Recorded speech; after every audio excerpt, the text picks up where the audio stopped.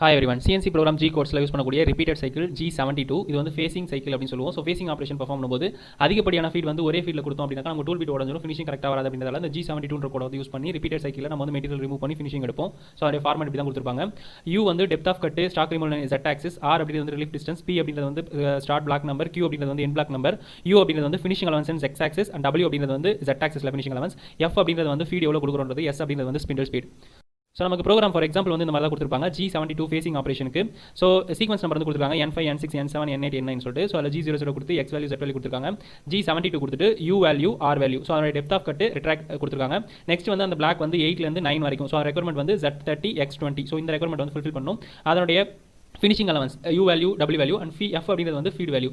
So இந்த ஃபார்மேட்டில் நம்ம வந்து இன்புட் கொடுத்தோம் அப்படின்னா நமக்கு தேவையான ஃபேசிங் ஆப்ரேஷன் வந்து ஸ்டெப் பை ஸ்டெப்பாக நமக்கு பெர்ஃபார்ம் ஆகி லாஸ்ட்டாக வந்து தேவையான அவுட்புட் வந்து கிடைக்கும். இந்த வீடியோ லைக் பண்ணுங்க, ஷேர் பண்ணுங்க, சப்ஸ்கிரைப் பண்ணுங்க. தேங்க்யூ.